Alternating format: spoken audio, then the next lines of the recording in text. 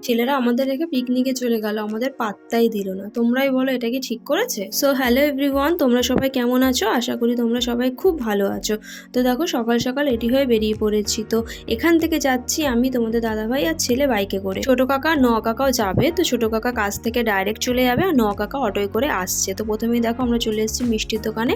তো মিষ্টি নিয়ে চলে যাবো হচ্ছে গিয়ে সোজা হুগলি স্টেশনে। তো তোমাদের দাদাভাই দেখো চলে গেছে টিকিট কাটতে, আমি আর ছেলে এখানে বসে রয়েছি। কাকাকে বলেছিলাম তুমি আগে পৌঁছালে টিকিটটা তুমি কেটে নিও, কিন্তু গিয়ে দেখছি আমরাই আগে পৌঁছে গেছি। তো দেখো সবাই চলে এসেছিল। তো আমরা কিন্তু দেখো নেমে পড়েছি কোন্নগর স্টেশনে। ও বাবা, নামতে নামতে দেখো পৌঁছেও গেছি বাড়িতে। অ্যাকচুয়ালি না ঢোকার সময় না আর ভিডিও করা আমার হয়নি, তো অনেকক্ষণ পরেই ভিডিওটা করলাম। তো আমরা এসছি কোথায় বলো তো? আমরা এসছি গিয়ে আমার ছোটদির বাড়িতে। প্রথমবার গেছি, আমি তো রাস্তাঘাট চিনি না, তার মধ্যে ছেলেকে নিয়ে একা, ওই জন্য না আর ভিডিও করতে পারিনি। তো দেখো আমরা এসে কিছুক্ষণ বসে তারপর টিফিনটা আগে সেরে নিয়েছিলাম, কারণ ছেলের না খিদে পেয়ে গেছিলো আর টিফিনও হয়ে গেছিলো। তো ওই জন্য না ছেলেকে আগে খাইয়ে দিচ্ছি, দিয়ে তারপর আমরা খেতে বসবো। ছোট্ট ছোট্ট ঠাকুরগুলো দেখতে পাচ্ছ? দুর্গা ঠাকুর, কার্তিক ঠাকুর, গণেশ ঠাকুর, লক্ষ্মী ঠাকুর, সরস্বতী ঠাকুর। তো এইটা না আমার দিদির ছেলে না ক্লে দিয়ে বানিয়েছে, কত সুন্দর বানিয়েছে তাই না? আর দেখো দিদি কি সারা ঘর কি সুন্দর খেলনা দিয়ে সব কিছু দিয়ে সাজিয়ে রেখেছে।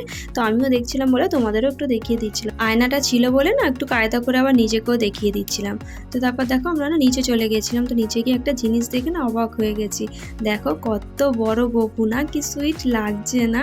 খুব সুন্দর। আর দেখো সিংহাসনেও কিন্তু অনেক গপু আছে, আর অন্য ঠাকুরও রয়েছে, কত সুন্দর সাজিয়েছে মাইমা তাই না? চলো আমরা সোজা চলে যাই পিকনিকের লাঞ্চে। তো লাঞ্চে ছিল আমুদি ফ্রাই, চিকেন পকোড়া, স্যালাড, আর হচ্ছে গিয়ে রাইস আর চিলি চিকেন আর মিষ্টি।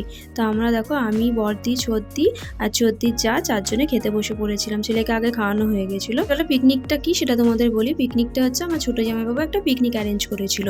তো সেখানে তোমাদের দাদা ভাই, কাকা, বড় জামাইবাবু এরা ইনভাইটেড ছিল। তো ওরা যেহেতু ইনভাইটেড ছিল, তো দিদি বললো ছেলেরা যখন পিকনিক করছে তো তুইও বাড়িতে থেকে কি করবি, তুইও চলে আয়। বদ্দিকেও ডেকে নিয়েছিল, তো আমরা বাড়িতে পিকনিক করবো বলে আমরাও চলে গেছিলাম ওখানে। দিদির ছেলে, ছোদ্দির ছেলে, ওদেরকে দেখতে পাচ্ছ না তাই না? ওরাও কিন্তু গেছিলো পিকনিকে। বদ্দির ছেলে, ছোদ্দির জায়ের মেয়ে, ওরা গেছিলো। ছেলের কথাও বলেছিল। এবার যেহেতু ছেলে অনেকটা ছোট, তো ওই জন্য একা আর ছাড়িনি। তো আমরা কজনই বাড়িতে ছিলাম। তো আমরাও কিন্তু মজা করেছি। অনেক দিন পর আমরা 3 বোন এক জায়গায় হয়েছি। তো ভিডিও করার কথা কি থোড়িই মাথায় থাকবে, আমরা তো গল্পতেই ব্যস্ত ছিলাম। তো দেখো তারপর না আর ভিডিও বেশি করা হয়নি। তো ওরা সব চলে এসেছিলো। তো আমরা না দেখো স্টেশনেও পৌঁছে গেছি। অনেক থাকার কথা বলেছিল জানো তো। এবার যেহেতু পরের দিন আমার অফিস আছে, সকাল সকাল উঠে যেতে পারবো না, ওই জন্য রাত্রেই চলে এসেছি। আমরা গিয়ে ওভারব্রিজে দাঁড়িয়েছি আর একটা ট্রেন ঢুকেছে। তো আমরা জানি না ওটা কোন ট্রেন। তো হঠাৎ ট্রেন দাঁড়িয়েছে, তারপর তোমাদের দাদাভাই দেখছি এটা তো ওই আমরা যাবো সেই ট্রেন। তো ওই জন্য আবার তাড়াতাড়ি করে দৌড়ে দৌড়ে গিয়ে ট্রেনে উঠেছি। ছোটো কাকা ওখান থেকে কাজে চলে গেছিলো, ন কাকার দরকার ছিল বলে তাড়াতাড়ি চলে এসেছিলো। তো দেখো আমরা কিন্তু হুগলি স্টেশনে নেমে পড়েছি। আর ব্যাগটা দেখতে পাচ্ছ, ওর মধ্যে মাটি আছে গাছ লাগানোর জন্য। তো একজন দিয়ে গেছিলো, ওটা নিয়ে নিল। নিয়ে আমরা চলে যাবো সোজা মিষ্টির দোকানে, কারণ তোমাদের দাদাভাই না মিষ্টি খেতে ইচ্ছে হয়েছে। তো মিষ্টির দোকানে যাবো। ছেলে আবার পছন্দ করবে না মিষ্টি, ও আবার না আমসত্ত্ব মিষ্টিটা ভীষণ পছন্দ করে। তো আবার ওটা দুটো নিয়ে নিল। দিয়ে দেখো আমরা চলে এসেছি সোজা বাড়িতে।